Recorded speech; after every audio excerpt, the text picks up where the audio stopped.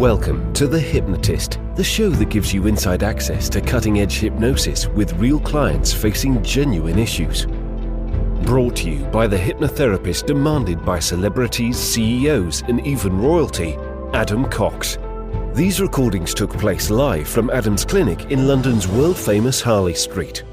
This podcast features powerful hypnosis, so do not listen while driving or operating machinery. This recording is not suitable for those with epilepsy or severe mental health issues. So, get yourself comfortable and enjoy today's episode of The Hypnotist. Hi, it's Adam here, and in this episode of The Hypnotist, you're going to be listening to a weight loss hypnosis session that was created for a client that generally was making amazing progress. They had changed their relationship with food to the extent that they were doing intermittent fasting. They were eating in this kind of 8-hour window, 2 meals a day, making progress, had renewed a membership on the gym. But the thing is that every now and then they would feel cravings for sugary things or carbohydrates like sticky buns and things like that. And that was causing a problem because it was undoing some of the progress that they were making. And clearly, having spoken to the client before we did the hypnosis session, it really felt like this rebellious child part that was like, screw the rules, I'm just going to have what I want, why can't I? And what was interesting is that there wasn't a lot of friction to stop it happening. It's kind of like impulse buys. A lot of chocolate, for example, is very close to the checkout. So if you think of, if you're buying petrol or gas, you're in a supermarket, there's lots of kind of sweet things, generally are impulse buys. You would never go out your way to get them, but if they're there while you're in that state, you can kind of pick it up, pay for it, and eat it very, very quickly. And this was the case with this client. And generally with that part, there's something known as a polarity response, where the harder someone says no, the more you want it. It's almost like the forbidden fruit. So having a rule that says you're not allowed certain things doesn't work with a rebellious, defiant part. In fact, you've got to work with it in a different way. And that is having consequences collide with the part that wants the pleasure, and also to have this frame of, well, of course you can have it, but how badly do you want it? So you're going to hear elements of pattern interrupts and colliding unpleasant emotions with this thing. So things like embarrassment or disgust or other things like inconvenience. So that's going on in this session. I think it's going to be particularly useful for people that have feelings of cravings where it almost feels like they're not in control. So you can call them compulsions, you can call them cravings, and there's this feeling of, I'm not allowed this thing, but that's what makes it desirable. You'll benefit from this. Obviously, it was created for a specific client. I think her thing was things like sticky buns and chocolate buttons and milk chocolate. And a lot of that kind of chocolate isn't even real chocolate. It's just vegetable oil and sugar and kind of chocolate flavorings. It's not real chocolate with proper cocoa solids. But your situation may be different. It might be that your cravings are kind of chewy sweets or, lots of sugary cereals or whatever it might be.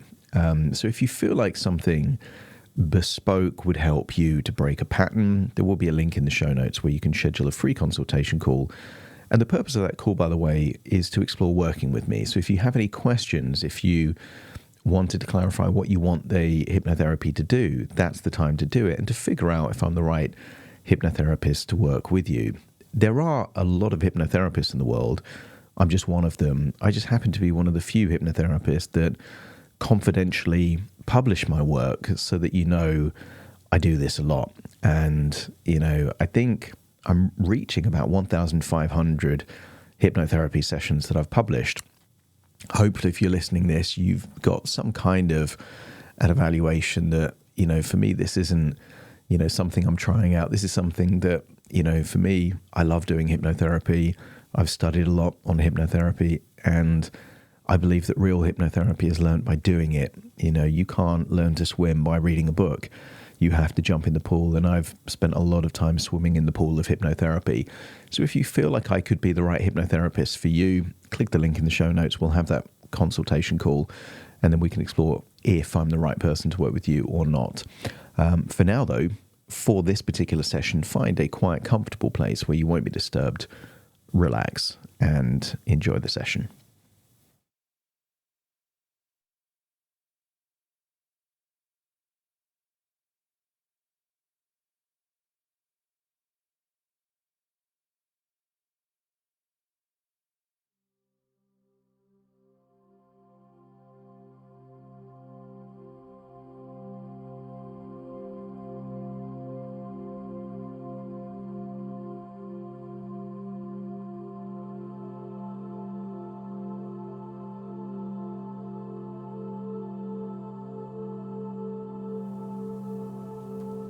Take a deep breath in, and as you breathe in that calm, slow, relaxing breath. And as you exhale, allow your eyelids to close, and as they close, feel a wonderful feeling of relaxation in your eyelids, feeling tension leave your body in that outward breath. Of breathing in a wonderful feeling of resourcefulness, and exhaling any stress, tension, or worries. That's it. And the deeper you breathe, the more relaxed you become. And the more relaxed you become, the deeper you breathe. And start to scan your body for any clues of tension.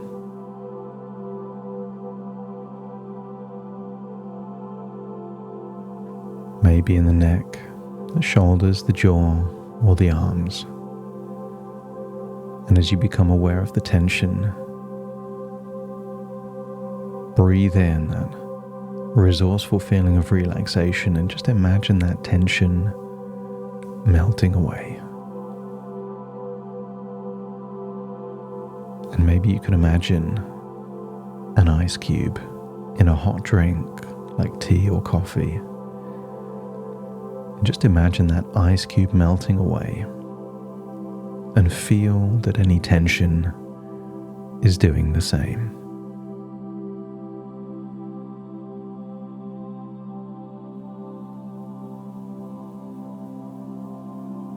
And as you breathe in and breathe out, I want you to start thinking of emotions that maybe you used to think were bad or unhelpful, and start to think of them in brand new ways. Some people hate to feel guilty, but guilt is your intuition pleading for wisdom, to learn from something and to change future decisions or behavior. Similar to regret or shame, it's a desire to raise standards. And frustration normally means you're agonizingly close to a breakthrough. Because frustration is not hopelessness or helplessness. Frustration is feeling that you're not quite getting the results you're hoping for. And I want you to use the power of your imagination to remember a childhood holiday.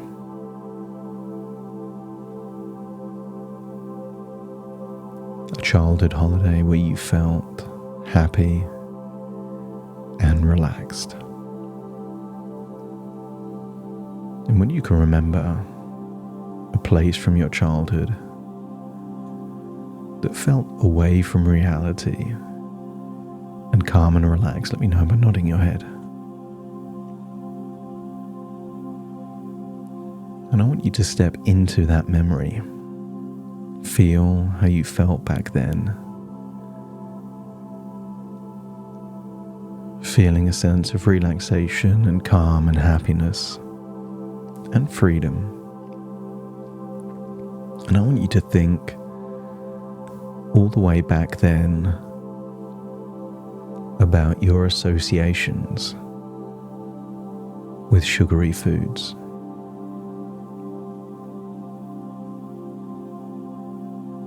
You weren't concerned about your dental health, your physical health, calories in, calories out. There was only one primary association. And maybe we call that pleasure or gratification or joy. But I want you to think, in your childhood, neural pathways connected certain foods with being pleasurable.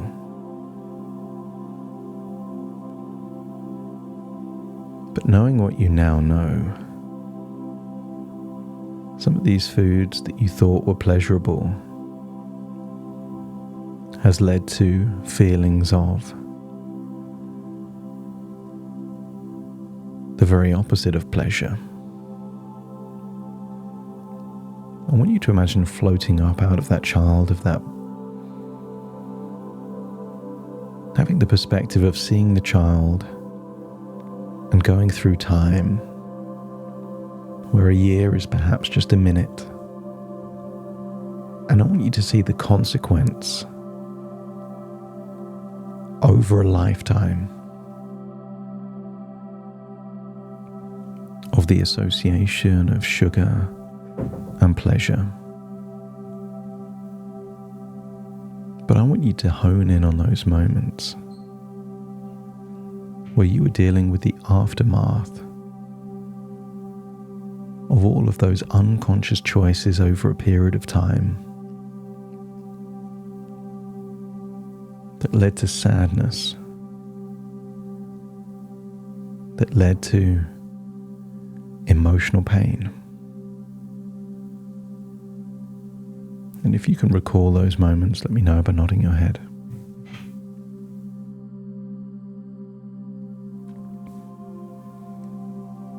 I want you to step into a particular moment where you had emotional pain linked to the consequences of sugar and processed foods throughout your life. And then invite that childlike version of you, but a particularly rebellious version. The kind of version of you as a child that couldn't care less. To hell with it. I want it, so I'm going to have it. And now just imagine there is you feeling the emotional consequences of sugar and processed foods, meeting that rebellious child that couldn't care less.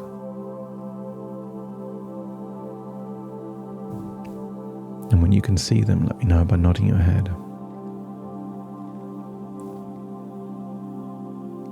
And I want you to imagine what it would be like to stream those emotions into the mind of that child. That your emotional pain is then experienced by them, and switch perspectives so you feel like the rebellious child and feel those thoughts, memories and feelings of all of that emotional pain.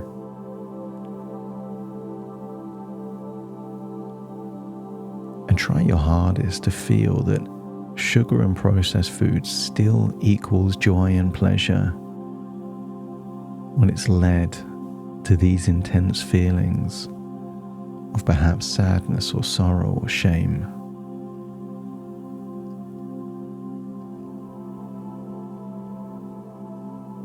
And I want you to imagine nearby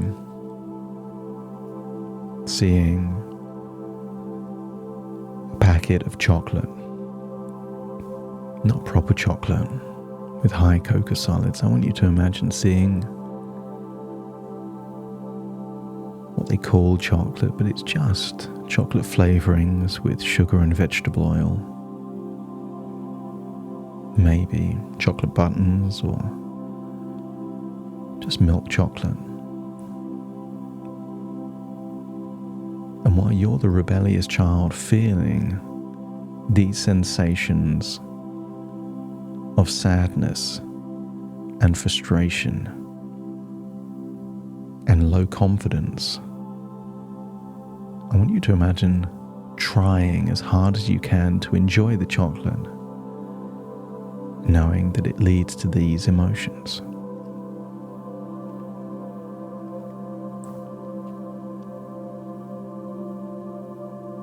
Because certain things can only be enjoyed when you disregard or don't consider consequences. That the moment the consequences collide with the action, the desire goes all the way down. And if you can reach that place where you can't even enjoy the chocolate anymore, let me know by nodding your head.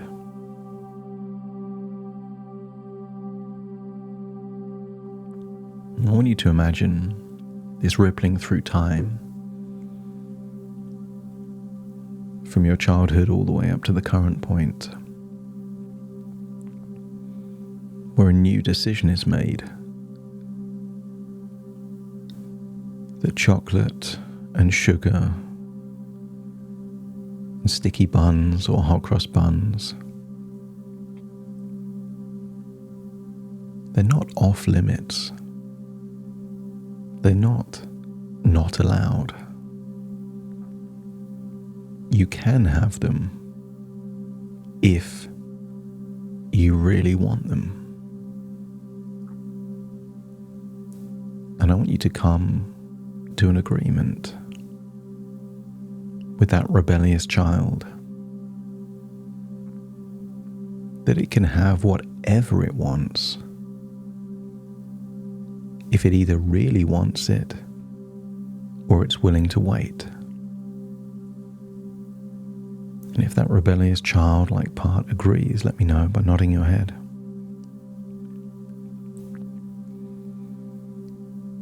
Because if that part really wants anything, surely the desire would eclipse embarrassment. Surely if it really wants anything, patience is of no importance. Because you know for the things you've truly wanted in life, you were willing to wait days, weeks, months, even years, because you really wanted it. And therefore the same should be true of any of these sugary or processed foods. And I want you to imagine being in the kind of place where you might find these foods, maybe in a supermarket near the checkout, maybe in a petrol station paying for petrol, maybe in a coffee shop, seeing croissants and hot cross buns. And I want you to imagine that rebellious part of you that just desires gratification, want you to imagine that part is now in control. But you're in control of a voice. And feel that voice changing. In the past, it was, you can't do that. You mustn't do that. You shouldn't do that. And it never really worked.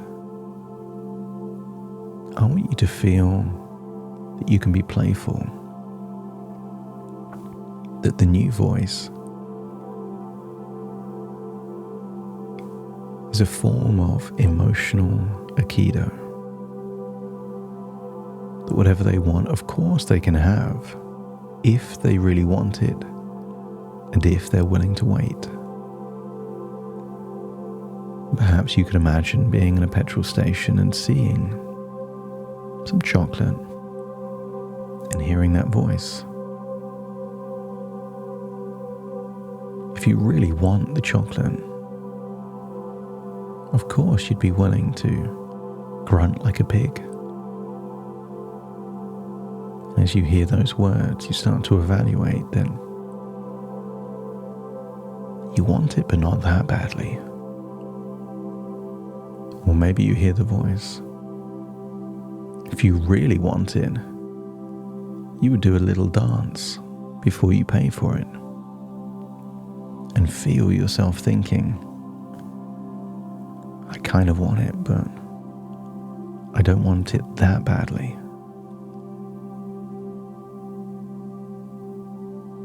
Or maybe you could imagine being in a coffee shop,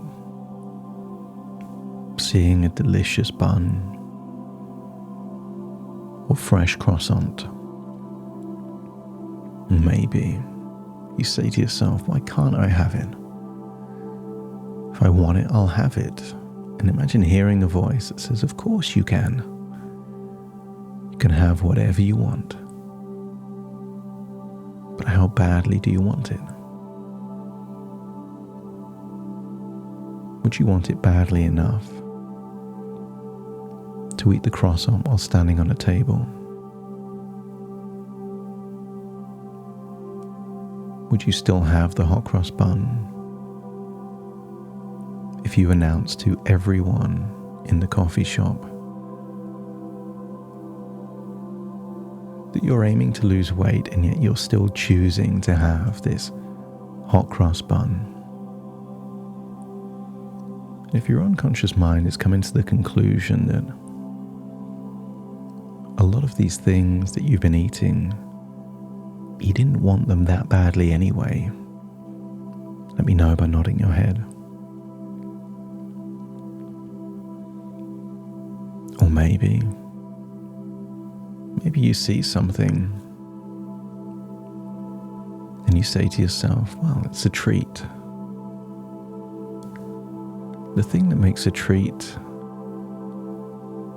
feel more like a treat is when you've earned it.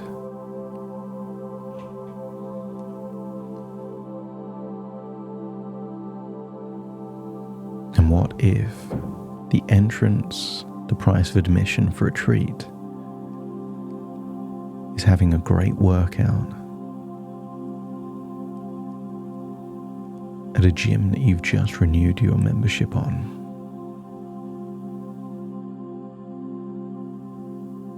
If you really wanted that thing, of course you'd be willing to do a workout to feel like you've earned it. And after that workout, don't be surprised if the feelings of satisfaction and pride you get from the workout feel better than that temporary fleeting sensation of gratification that would come from eating the thing anyway. Allow your unconscious mind to make a distinction that true pleasure feels good in the moment when you're doing it, and it also feels good when you think back on it.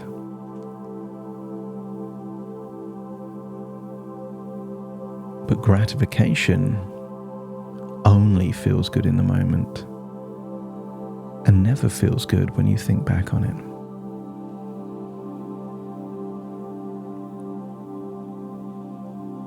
And I want you to raise your standards,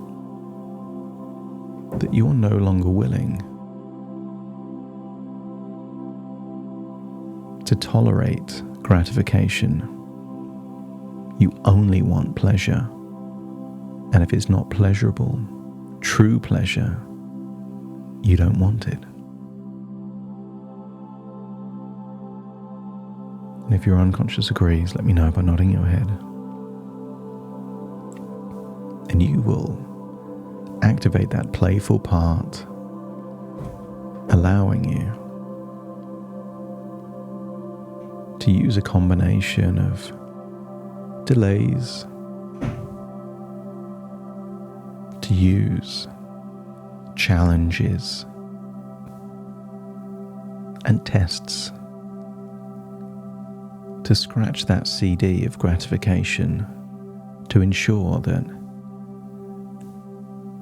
you're only willing to do those things that give you true pleasure, and the only things you're doing less of are those things that were never truly pleasurable and were only fleeting sensations of gratification. So feel like you're returning to the present moment with a playfulness, a feeling that you can do whatever you want, but a willingness to test what it is that you really want. So take a deep breath in through your nose and out through your nose. Wiggle your fingers and wiggle your toes. Connect fully into the present moment. As I now count from 1 to 10 to awaken you, you will awaken feeling a sense of resolve, a sense of determination, a sense to find the things that give you good feelings in the moment and feelings of pride and satisfaction after. Starting to count to awaken you. 1, 2, 3, waking up. 4, 5, 6, more alert. 7, 8, open your eyes, open your eyes. 9, 10, wide awake, wide awake, wide awake.